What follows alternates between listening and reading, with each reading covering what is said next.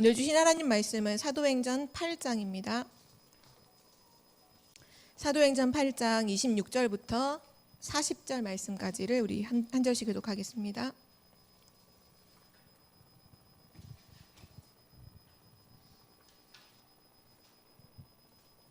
사도행전 8장 26절부터 40절까지 교독하겠습니다. 제가 먼저 읽겠습니다. 주의 사자가 빌립에게 말하여 이르되 일어나서 남쪽으로 향하여 예루살렘에서 가사로 내려가는 길까지 가라 하니 그 길은 광야라.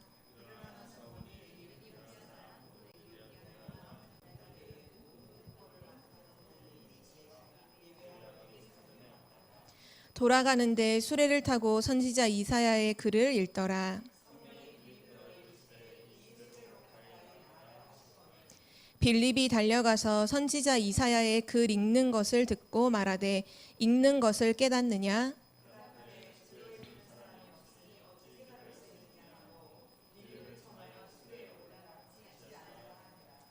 읽는 성경 구절은 이것이니 일러스되 그가 도살자에게로 가는 양과 같이 끌려갔고 털 깎는 자 앞에 있는 어린 양이 조용함과 같이 그의 입을 열지 아니하였도다.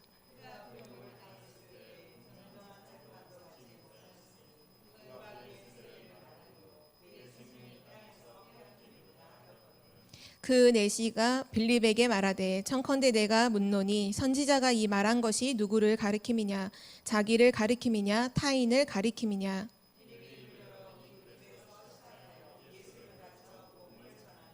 길 가다가 물 있는 곳에 이르러 그 내시가 말하되 보라 물이 있으니 내가 세례를 받음에 무슨 거리낌이 있느냐?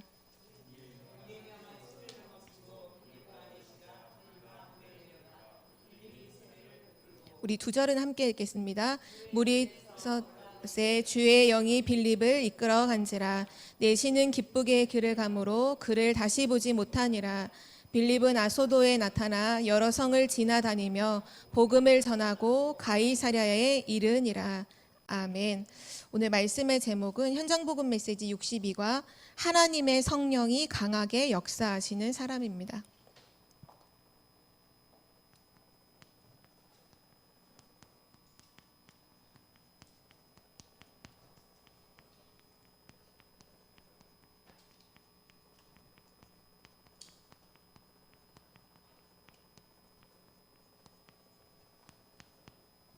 오늘 사도행전 8장 빌립 집사님에 대한 말씀인데요. 되게 중요한 언약과 중요한 내용들이 많이 담겨있는 본문이고 우리가 지금 계속 말씀에서 성령 충만, 성령의 역사 이거 한 가지만을 놓고 요즘에 계속 기도하라. 이것이 순례자의 기도다라는 말씀을 계속 하고 계신데요. 시공간을 지금도 초월하여 역사하시는 성령은 시공간을 초월한다는 그 의미는 뭐냐 하면 지금 모든 장소, 그러니까 모든 현장이죠. 모든 현장, 모든 사람에게 역사하신다는 거예요. 시공간을 초월하는 성령의 역사. 네피림 운동을 지금도 사단은 계속해서 일으켜서 사람을 모두 멸망으로 끌고 가고 있는 이때에 그 네피림을 간단하게 이길 수 있는 것이 바로 시공간을 초월하는 성령의 역사라고 말씀해 주셨죠. 불신자에게도 역사하여 흑암이 무너지게 하는 그 능력이 바로 성령의 역사예요. 그런데 그 성령께서 누구와 함께 하시느냐? 성령의 내주는 모든 사람과 함께 하지 않아요. 성령의 내주는 구원받은 하나님의 자녀에게만 주신 축복이죠. 구원받은 자와 성령께서는 함께 하십니다. 그러면서 누구에게 하나님은 성령 충만함을 주실까요? 전에 한번 메시지에서 목사님이 그렇게 말씀하시더라고요. 유광수 목사님께서 집에서 누워서 TV 보는 사람에게 누가 성령 충만함을 주겠냐. 그러니까 성령 충만함은 분명히 하나님의 약속인데 누구에게 주시는 약속이냐. 전도자에게 약속하신 능력이에요. 우리가 이번 주 강단 말씀에서 하나님께서 우리를 전도자로 부르셨다 말씀해 주셨죠. 전도자로 내가 부름받음을 알고 내가 현장의 전도자로 나아갈 때 그걸 믿고 현장에 나아갈 때 하나님께 당연히 받을 수 있는 것이 바로 성령 충만이에요. 뭔가 능력이 있고 뭔가 기도를 많이 하는 사람에게 성령 충만함을 주고 기도 많이 안 하면 안 주고가 아니라 전도자에게 약속하신 100% 주시겠다. 그래서 성령 충만 임하면 그리스도의 증인 된다고 말씀해 주셨잖아요. 전도자에게 약속하신 것이 바로 성령 충만입니다. 오늘 말씀 제목처럼 이 하나님의 성령이 강하게 역사하는 사람, 성령의 충만함을 받는 사람이 누구인가, 오늘 거기에 대한 말씀을 우리에게 주시는데요. 여기 계신 모든 분들과 예배하시는 모든 자들에게 성령 충만한 능력이 임하는 시간 되기를 기도합니다. 오늘 첫 번째로 성령 충만에 대한 분명한 이해가 있어야겠죠. 성경에 보면 사도행전 2장에 바람 같은 불 같은 성령이라는 그 표현을 하신 게 있죠. 그 말은 절대 사람이 막을 수 없다라는 의미로서 하신 말씀인데요. 어떻게 보면 우리나라의 그 기독교 역사에 보면 이렇게 부흥회, 또 무슨 심령 집회 이런 것들을 통해서 가장 오해된 부분이 사실 성령 충만이에요. 그러니까 성령 충만을 뭐라고 생각하냐? 뭔가 내 몸이 뜨거워지고 갑자기 내가 막 눈물이 막 쏟아지고 뭔가 막 감동이 돼서 감정이 막 격양되고 뭔가 막 내 입에서 방언이 터지고 이러면 성령 충만이 임했다라고 보통 그렇게 우리가 교회에서 일반 교회에서는 그렇게 얘기하잖아요. 그게 아니에요. 성령 충만에 대한 이해를 두 가지 측면에서 좀 보겠는데요. 양적인 이해로 또 볼 수 있고 또 질적인 측면에서도 이 성령 충만함을 우리가 이해를 해야 되는데요. 성령 충만이라는 거는 결국 가득하다는 거잖아요. 가득. 성령으로 충만하다. 성령으로 가득하다. 우리가 컵에 물을 담을 때 물을 가득 담았다. 그 말은 물 외에 다른 것은 없다는 거죠. 결국은 무슨 의미냐 하면 다른 것이 없다는 거예요. 다른 것이 없고 오직 한 가지로만 가득하다. 성령 충만은 어떤 상태냐? 한마디로 말하면 오직의 상태예요. 오직 한 가지로 가득한 거예요. 근데 그 한 가지가 뭐냐? 질적인 예를 보면 결국은 성령 충만이 임하면 누구의 증인이 되죠? 뭐의 증인이 되죠? 그리스도의 증인이 되잖아요. 뭐로 충만하고 뭐로 가득한 것이냐라고 했을 때 성령 충만은 그리스도로 충만한 것이 성령의 충만이에요. 그래서 성령 충만하면요, 그리스도로 가득한 거예요. 그리스도만 말하게 되는 거죠. 누구를 만나든지 그리스도만 말하게 되는 바로 그 상태, 오직의 상태. 한마디로 말하면 성령 충만은 무슨 충만이냐? 그리스도 충만을 말해요. 내 몸이 뜨거워지고 내가 막 감정에 막 눈물이 나고 그게 성령 충만이 아니라 그리스도로 충만해지는 거. 아, 그리스도가 진짜 답이구나. 내가 그리스도만 말해야겠구나. 내가 그리스도만 남기는 사람으로 평생 살아야겠다. 하나님 나에게 오직 그리스도만 말하게 하옵소서. 그것이 성령 충만함의 상태예요. 전도자가 누구인가요? 그리스도 복음 말하는 사람이잖아요. 그 사람에게 하나님 나는 오늘도 전도자로 현장에 갑니다. 하나님 나에게 성령으로 충만케 하옵소서라고 기도하면 뭐로 충만케 된다고요? 그리스도로 충만케 되는 거예요. 계속 그리스도로 답이 나고 그리스도가 너무 행복하고 그리스도와 함께하는 것이 너무 기쁘고 그래서 그리스도를 말하지 않을 수 없는 그 상태, 오직의 상태가 되는 것이 바로 성령 충만함의 상태죠. 그래서 이 성령 충만함을 정말로 이해하면 신앙생활은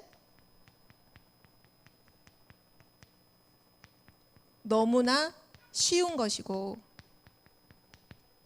또 성령 충만은 은혜로운 것이고 능력 있는 것이고 그리고 내 인생이 가장 가치 있는 삶이 되는 것이 바로 성령 충만입니다. 마태복음 28장 20절에 보면 내가 세상 끝날까지 너희와 항상 함께 있으리라. 하나님이 함께 하신다. 그러면 아무것도 문제될 것이 없죠. 또 지난주 우리 수요일 예배 때 본문 말씀이었던 마가복음 16장 20절에 보면 하늘 보좌에 계신 그리스도께서 현장에 복음 증거하는 전도자와 함께 역사하셨다라고 성경은 기록하고 있죠. 하나님이 그리스도께서 지금 나와 함께 역사하신다. 함께 하시며 역사하신다. 또 사도행전 1장 8절에 오직 성령이 너에게 임하시면 너희가 권능을 받고 예루살렘과 온 유대와 사마리아와 땅끝까지 이르러 내 증인이 되리라 하시니라. 또 사도행전 2장 13절에 보면 성령 충만함이 임했던 그 초대교회 성도들의 모습을 보고 유대인들이 이렇게 얘기를 했어요. 뭐라고 표현했냐면 또 어떤 이들은 조롱하여 이르되 그들이 새 술에 취하였다 하더라.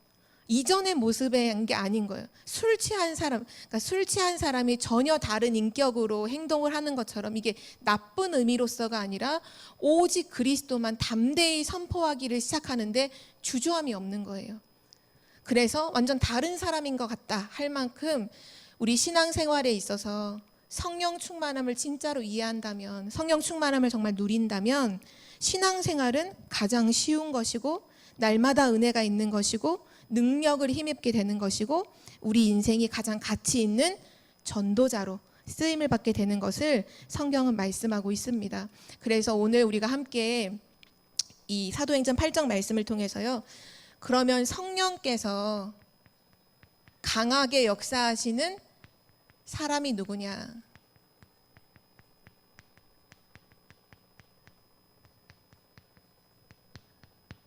누구에게 성령은 역사하시느냐? 첫 번째로요. 구원받은 자가 아닌 구원받았는데 그 구원에 대한 감격이 있는 자에게 성령께서는 강하게 역사하십니다. 구원의 감격이라는 건 뭘까요? 구원의 가치를 아는 것을 말해요. 아, 죽었던 내가 그리스도로 말미암아 내가 살아났구나. 나를 살리셨구나. 하나님께서 내게 생명을 주셨구나. 그 구원의 가치를 아는 것이 구원에 대한 감격하는 것이고 그 사람에게는 성령이 강하게 역사를 하죠. 또 구원의 감격이 있는 사람이 누구냐? 예수 그리스도의 능력을 아는 자입니다. 아, 그리스도께서 모든 죄와 저주 문제를 완전히 끝내셨다.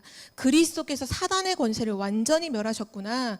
그리스도께서 지옥의 권세를 완전히 끝내셨네. 이거를 정확하게 아는 사람이 바로 그 사람이고요. 또한 이 사람은 어떤 사람이냐? 말씀을 볼 때마다 그 말씀 속에서 언제든지 예수 그리스도를 발견하는 사람이에요. 아, 그리스도가 다 끝냈구나. 아, 그리스도 믿으면 되는구나. 아, 그리스도가 다 하셨구나. 모든 성경 말씀을 통해서 계속 그리스도를 발견하는 사람. 그 사람이 바로 구원의 감격이 있는 사람이고요. 또한 전도의 이유를 아는 사람. 그 사람은 당연히 구원에 대한 감격이 있는 사람이죠. 아, 내가 전도해야 되는구나. 내가 일평생 동안 내가 이제 먹고 입고 마시는 것을 위해 사는 것이 아니라 이 복음을 모든 사람에게 증거하는 것에 내 인생을 드려야겠다. 그리고 또 누가 구원에 대한 감격이 있는 사람이냐면요. 세상의 종말을 아는 사람입니다. 마태복음 24장 14절에 말씀하셨죠. 이 천국 복음이 모든 민족에게 증언되기 위하여 온 세상에 전파되리니 그제야 끝이 오리라. 언제든지 모든 역사는 종말이 다 있죠. 근데 그 종말이 전도와 연결되어 있구나. 전 세계가 복음 증거된 그 이후에 끝이 오고 종말은 끝이 아니라 그 이후에 심판이 있고 그 심판 이후에 구원받은 자는 천국으로, 그러나 구원받지 못한 자는 지옥으로 갈 수밖에 없구나. 그러면 내가 오늘도 복음을 증거해야겠다. 구원에 대한 감격이 있는 그 사람에게 성령께서는 강하게 역사하시고요. 또 누구에게 성령이 역사하시느냐? 살아계신 예수님을 날마다 체험하는 자, 그리스도를 날마다 체험하는 자에게 하나님은 성령으로 역사하십니다. 시몬 베드로가 고백하죠. 마태복음 16장 16절에 주는 그리스도시요 살아계신 하나님의 아들이십니다. 그 예수가 그리스도라는 것을 인식하고 알고 그 그리스도를 100% 의지하는 삶. 그리고 갈라디아서 2장 20절에 그리스도가 내 인생의 주인이 된 사람, 주인이 바뀐 자에게 성령께서는 역사하십니다. 보통 우리가 이제 체험이라고 하면 뭔가 몸으로 느끼고 뭐 감정적으로 느끼고 이런 걸 체험으로 이제 뽑잖아요. 그래서 뭐 내가 기도하는 과정 속에 갑자기 막 너무 행복해졌다. 그럼 뭔가를 체험했다라고 생각하지만 가장 중요한 체험 중에 체험은 뭐냐 하면 하나님이 나와 함께 하시는구나. 그걸 체험하는 것이 가장 좋은 체험이에요. 물론 우리가 기도해서 응답이 올 수 있겠죠. 기도해서 병도 치유될 수 있어요. 기도해서 경제적인 문제가 해결될 수도 있어요. 그러나 그게 아니라 가장 중요한 체험은 뭐냐? 매일매일 하나님이 지금 나와 함께 하시는구나. 지금 하나님께서 나와 동행하시는구나. 나의 기도를 듣고 계시는구나. 너무 기쁘다. 하나님 나와 함께 하심이 너무너무 행복하다. 이 축복은 상황을 뛰어넘죠. 그래서 요셉은 감옥 안에 있을 때에도 하나님이 함께 하심으로 행복했고, 노예로 팔렸을 때에도 하나님이 함께 하심으로 행복했죠. 그것을 체험하는 것이 가장 중요한 체험인데요. 바로 그 사람에게 성령께서는 충만하게 역사하십니다. 그리고 세 번째 누구에게 역사하시냐면요, 사명자에게 성령은 강하게 역사하세요. 누가 사명자일까요? 복음에 반응하는 자가 사명자입니다. 복음에 반응하고 또 누가 사명자냐? 복음 전파에 사명을 가진 자. 나 복음 증거해야겠구나. 내가 다른 건 말하지 않고 이제부터 내가 쓸데없는 말하지 않고 나는 복음만 말해야겠다. 내가 지나가고 난 그 자리에 난 복음만 남기는 자가 되겠다. 보통 사람들은 다 자기를 남기잖아요. 자기를 어필하고 자기를 주장하고 내 뜻대로 되기를 원하는데, 진짜 사명자는 누구냐? 내 의견이 없고 내 주장도 없고 나를 통해서 언제든지 그리스도가 나타나기를, 그리스도가 남기를 바라는 그 사람에게 성령께서는 역사하신다 말씀하셨고요. 또 네 번째 누구에게 강하게 역사하시느냐? 구원받은 자의 축복을 알고 누리는 그 사람에게 성령께서는 역사하십니다. 구원받은 자에게 축복이 뭐냐? 바로 영적인 축복이잖아요. 성삼위 하나님께서 함께 하시고 또 하나님 자녀된 그 신분과 그 배경, 또 하나님 자녀된 그 권세, 흑암을 꺾을 수 있는 그 권세와 그 배경.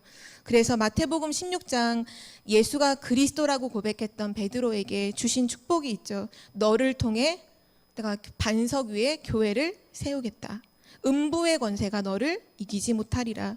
천국 열쇠를 내가 너에게 주노니 땅에서 매면 하늘에서도 매이고 땅에서 풀면 하늘에서도 풀리리라.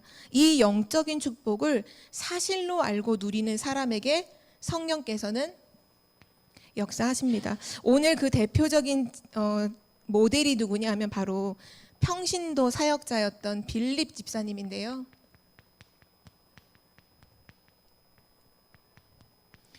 오늘 우리 읽었던 사도행전 8장을 다시 한번 펴시고, 혹시 덮으신 분이 계시다면 펴시고 우리 말씀을 통해 좀 같이 확인해 볼게요.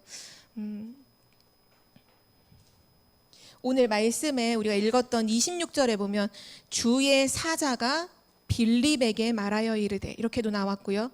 또 29절에 보면 성령이 빌립더러 이르시되 이렇게도 말씀하시고, 또 39절에 보면 그들이 이제 세례를 베풀고 나서 주의 영이 빌립을 이끌어 간지라. 이 빌립 집사님이 지금 누구에게 계속 인도를 받고 있냐 하면 주의 사자가 빌립에게 말하여 남쪽으로 있는 가사 있는 곳으로 가라고. 광야였어요. 광야라는 거는 사람들이 다니는 곳이 아니에요. 사막과도 같은 곳이에요. 근데 성령께서 일어나서 광야로 가라. 사람이 아무도 없을 텐데요. 이런 얘기 안 했어요. 가라. 그리고 갔어요. 그리고 갔더니 한 수레가 있는데 에디오피아에서 예배드리러 왔던 내시가 타고 있는 수레였죠. 그때 29절에 성령이 빌립더러 이르되 가까이 나아가라. 저 같았으면 굉장히 쭈삣쭈삣했을 것 같아요. 낯설고 어떻게 가서 말하지? 근데 30절에 빌립이 어떻게 가요? 달려가서 담대하게 달려가죠. 아, 성령께서 가라고 하시는구나. 아, 예비된 자인가 보다. 달려가죠. 그리고 이 복음을 다 증거된 이후에도 내가 가고 싶은 곳으로 간 것이 아니라 39절에 주의 영이 빌립을 이끌어 간지라. 또 성령의 인도를 받죠. 하나님께 쓰임 받았던 이 평신도 빌립이 결국 하나님께 쓰임을 받았는데요. 오늘 중요한 우리가 질문에 대한 답을 오늘 마음에 하고 또 하나님 앞에서 하는 시간이 됐으면 좋겠어요. 누가 그 빌립 집사님을 사용하셨나요? 또 이 빌립 집사님에게 오늘 전도의 문이 열렸죠. 에디오피아 내시와의 만남이 있었잖아요. 이 전도의 문은 누가 여신 것인가요? 또 그 에디오피아 내시에게 어떻게 접근했나요? 지금 전도에 대한 부분을 성경에서 말씀하고 계시잖아요. 자, 네 번째, 상대의 마음, 그 에디오피아 내시 간다게의 마음을 준비하신 분이 누구인가요? 상대방의 마음을 누가 움직이셨나요?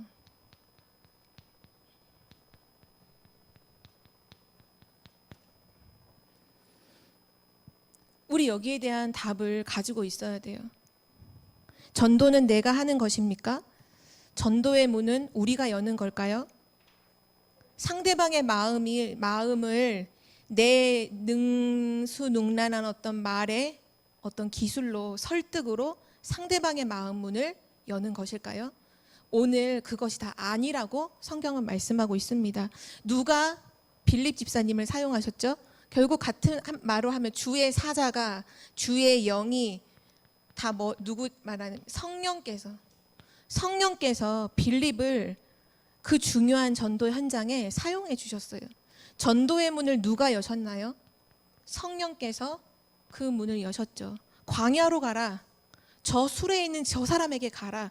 아주 정확하게 그 문을 열어주셨어요. 그때 어떻게 접근했죠? 우린 보통 내가 어떻게 말을 꺼내야 될까?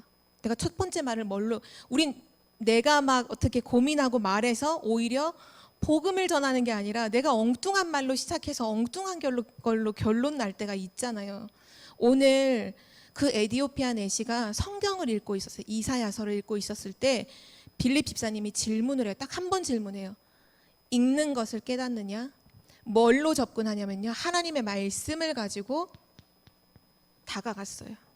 우리의 복음 전함이 이와 같이 되기를 기도합니다. 내 말이 아니라 정확한 하나님 말씀 가지고 하나님이 이렇게 말씀하셨다. 그래서 난 오늘 당신에게 왔다. 라고 말하는 그런 전도요. 그 상대방의 마음을 누가 움직이셨나요? 어느 정도까지 움직여졌냐 하면 자, 우리 영접하고 이게 아니라 본인이 에디오피아 내시가 아니 여기 물이 있는데 내가 세례를 받는데 무슨 거리낌이 있겠냐. 나에게 세례를 베풀어 달라. 그리고 성경은 기록하고 있죠. 한 번의 만남이고 마지막 만남이었죠. 다시 이후에 사역을 한 게 다락방을 해주지 않았어요. 한 번의 만남이요, 마지막 만남이요. 그러나 이게 영원한 만남이 되죠. 아프리카의 기독교 국가 에디오피아거든요.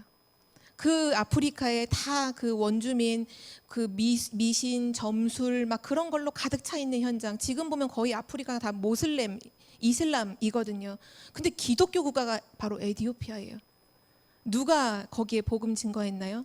아무도 가지 않았어요. 단지 이 광야에서 주의 성령께서 빌립을 통해 역사하신 그 한 번의 만남을 통해 그 나라가 복음화되는 축복을 누리게 되죠. 성령께서 그 사람의 마음을 움직이셨죠. 그러면 우리는 이 질문을 해봐야 돼요. 만약에 빌립이 불순종했다면 어떻게 됐을까요? 만약에 성령께서 광야로 가라. 그런데 광야에는 아무것도 없잖아요. 저기 지금 다른 사람들 많은데 이렇게 하고는 안 갔다면 당연히 그 이후에 그 중요한 역사는 없었겠죠. 아니면 순종을 해서 가긴 갔는데 딱 말을 하는데 엉뚱한 말을 했다. 오늘 여기에 보면 35절에 되게 중요한 부분을 얘기해요. 너가 읽는 것을 깨닫느냐라고 하면서 쭉 이제 읽는 내용을 말하고 이게 대체 누구를 가리킴이냐, 자기냐, 뭐 타인이냐 할 때 빌립이 이렇게 했어요.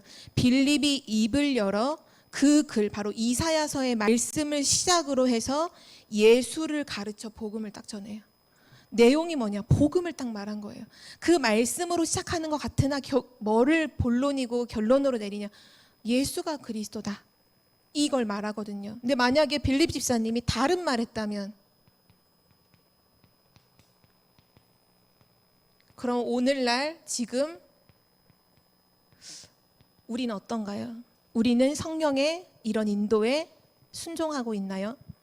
또는 성령께서 인도하셔서 만나게 하셨을 때 복음만 깨끗하게 말하는지 아니면 다른 말을 해서 결국 엉뚱한 얘기하다가 그 모든 시간을 지체해 버리는지. 빌립이 갖고 있었던 중요한 빌립 집사님이 갖고 있었던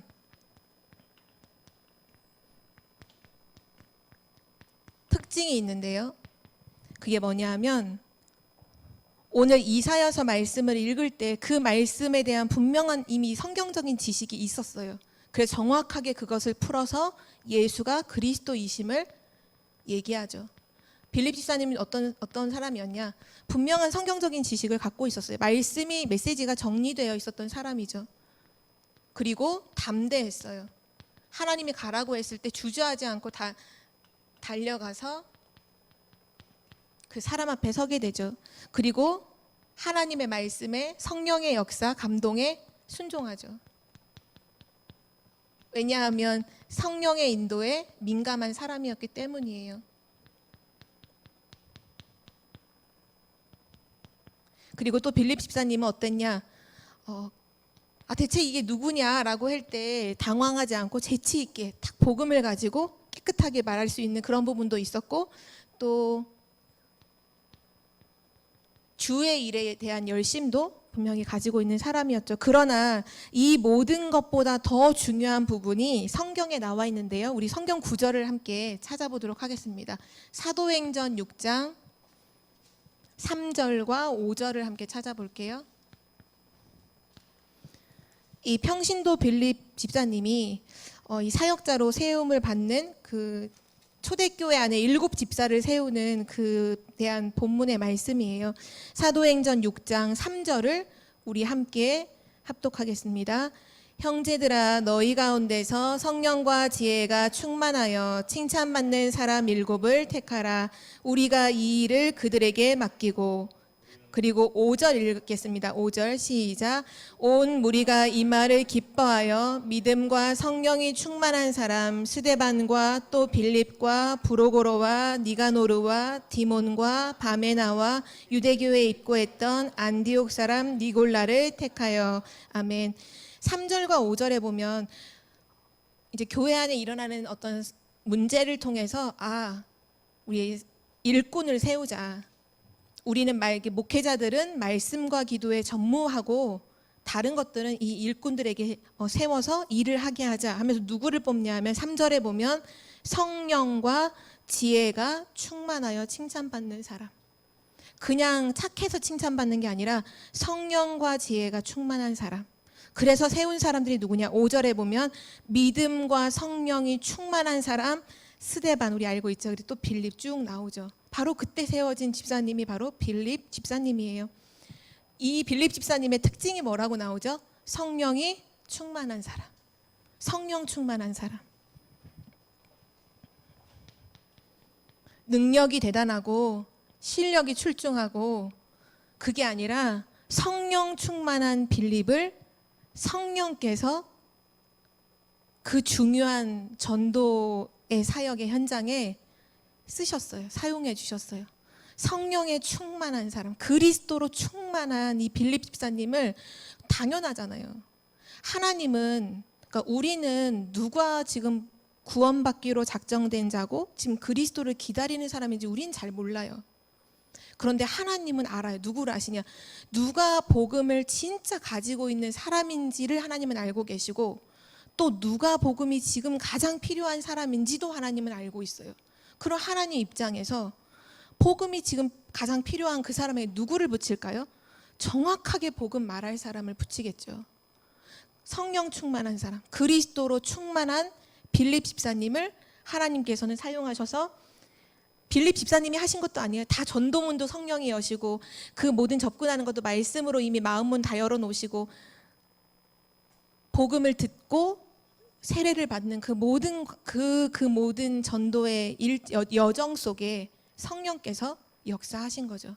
성령 충만한 사람을 통해 성령께서 역사하신 거죠. 그래서 오늘 6번째인데요. 하나님께서 우리를 전도자로 불러주셨잖아요. 계속 요즘에 이 말씀이 우리 교회 강단에서뿐만 아니라 계속 이 말씀이 선포돼요. 이번 주 목요일이죠. 화요일에 화요제자 237 화요제자 훈련이 있었어요. 그때 목사님이 처음 나오셔서, 그러니까 유광수 목사님이 하시는 말씀이 아니라 유광수 목사님을 통해 하나님이 전도자에게 하시는 말씀이죠. 첫 번째 말씀은 뭐였냐? 하나님이 여러분을 전도자로 부르셨습니다. 그 말씀을 처음 하셨어요. 이번 주 핵심 때도 이 말씀을 하셨어요. 하나님께서 여러분을 전도자로 부르셨습니다. 이 말씀을 계속 왜 하실까요? 지금 하나님이 우리에게 음성을 주시는 거예요. 전도자로 불렀다. 우리를 전도자로 불렀다. 지금 나의 정체성이 뭐냐? 우리를 전도자로 불렀다. 그러면 우리가 전도자로 하나님께 쓰임을 받는 데 있어서 전도에 방해되는 것이 있습니다. 이것을 미리 알고 준비하는 자들이 되시기를 바랍니다. 그 전도에 방해되는 첫 번째가 뭐냐면요, 준비가 부족한 거예요. 무슨 준비가 부족하냐? 베드로전서 3장 15절을 우리 함께 찾아볼게요. 베드로전서 3장 15절. 우리 말씀을 함께 찾아보겠습니다.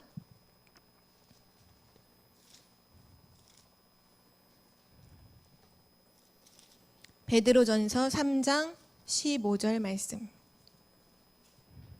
우리 함께 한 목소리로 읽겠습니다. 너희 마음에 그리스도를 주로 삼아 거룩하게 하고 너희 속에 있는 소망에 관한 이유를 묻는 자에게는 대답할 것을 항상 준비하되 온유와 두려움으로 하고. 아멘. 우리에게 너에게 소망이 뭐야? 그 소망에 대한 이유를 묻는 자에게는 뭐를 준비하라고요? 대답할 것을 항상 준비하라고요. 그게 우리 요번에 우리 교회의 원단이기도 하죠. 복음을 세팅하는 거예요. 전도자로서 가장 방해되는 게 뭐냐? 복음이 세팅되지 않은 거. 이 복음의 메시지가 준비되지 않은 것. 하나님은 복음만 준비되면, 그 복음으로만 충만하면 우리를 237 치유 서밋에 정말 지도자로 전도자로 막 쓰실 텐데, 우리가 그 준비가 안 돼서 하나님 계속 기다리고 계시는 거죠. 중요한 준비가 다른 준비가 아니라요, 메시지, 정확한 복음 메시지가 준비돼야 하고요. 또 전도에 방해되는 것이 뭐냐 하면 우리가 사람을 두려워하는 거예요. 저 사람이 안 들으면 어떡하지? 저 사람이 싫어하면 어떡하지? 여기에 대한 말씀도 하나님께서 답을 주셨는데요. 사도행전 13장 48절에 보면 구원 얻기로 작정된 자는 다 믿더라. 그러니까 우리는 사람을 설득하는 게 아니라 오늘 구원 얻기로 작정된 자를 찾는 거기 때문에 사람을 두려워하는 게 아니라 이 사람이 오늘 하나님이 구원하시기로 작정된 자인가만 질문하면 되는 거예요. 하나님 앞에서 하나님, 이 사람이 오늘 그 사람입니까? 이렇게 질문하면 돼요. 안 들었다. 하나님, 오늘 이 사람이 그 사람이 아니군요. 내가 말을 못해서가 아니라 구원 얻기로 작정된 자가 아니면 복음을 받을 수가 없죠. 그리고 세 번째, 뭐가 이제 방해를 하냐 하면 실패에 대한 이제 염려죠. 실패에 대한 두려움. 내가 복음을 증거했는데 영접을 안 하면 어떡하지? 복음을 안 받아들이면 어떡하지? 방금 전 읽었던 성경 구절 에서도 이미 답이 나왔죠. 구원 얻기로 작정된 자. 그리고 디모데후서 4장 2절에 보면 너는 말씀을 전파하라. 때를 얻든지 못 얻든지 항상 힘쓰라. 때를 얻든지 때를 얻지 못하든지 하나님께서 우리에게 영접시켜라고 말씀하지 않고 복음을 전파해라. 복음을 말해라. 영접되든 안 되든 그건 중요한 게 아니죠. 하나님은 분명히 예비된 사람을 만나게 하시면 당연히 그런 하나님의 역사는 일어나는 것이니까요. 그래서 우리가 메시지를 준비하지 못하거나 사람을 두려워하는 또는 실패를 두려워하는 그런 부분만 아니면 정말 우리가 성령으로 충만함을 누리기만 한다면 하나님은 전도의 문을 여시고 상대방의 마음의 문도 하나님이 여셔서 하나님이 우리를 쓰실 수밖에 없다는 거. 오늘 말씀에서 하나님의 성령이 강하게 역사하시는 사람이 누구냐? 성령 충만한 사람이죠. 그래서 오늘 결론인데요. 하나님은 다시 한번 우리를 전도자로 부르셨습니다. 그래서 지금 계속 말씀의 흐름 속에 나오죠. 한 가지에 24해라 라는 말씀이 나오는데요. 이 한 가지에 24는 결국 기도를 말해요. 우리의 기도 제목이 뭐냐? 하나님 성령으로 충만하게 하옵소서. 다른 말로 하면 하나님 오늘 나에게 그리스도로 충만하게 하옵소서. 이거 한 가지로 24하는 전도자, 그런 증인으로 항상 성령의 인도를 받는, 오늘 빌립 집사님처럼 주의 사자가, 주의 성령이, 주의 영이 우리를 정확하게 인도하여 세계복음화에 사용하실 줄 믿습니다. 이 인도를 받는 증인 되시기를 기도합니다. 하나님 감사합니다. 오늘 하나님의 성령이 강하게 역사하시는 사람, 바로 성령의 충만함을 누리는 사람, 성령의 충만함 속에 그리스도로 충만한 사람, 하나님께서는 그 사람을 사용하여 주시고 또 237 치유 서밋의 지도자로 사용해 주신다는 것을 오늘 말씀을 통해서 확인했습니다. 하나님 어떤 순간이든지 어떤 상황이든지 오직 그리스도, 오직 성령 충만으로 24일 수 있는 그런 기도의 사람들 되도록 인도하여 주옵소서. 모든 불신앙과 내 생각을 다 내려놓고 성령의 정확한 인도를 받는 한 사람으로 우리의 모든 삶이 쓰임받기를 소원합니다. 하나님께서 우리를 전도자로 불러주셨고 전도자의 모든 축복을 준비하셨으니 하나님의 그 준비된 축복을 바라보며 매일 아침 오직 그리스도 복음으로 시작하는 한 사람이 되게 하여 주옵소서. 감사드리며 예수 그리스도의 이름으로 기도드립니다. 아멘.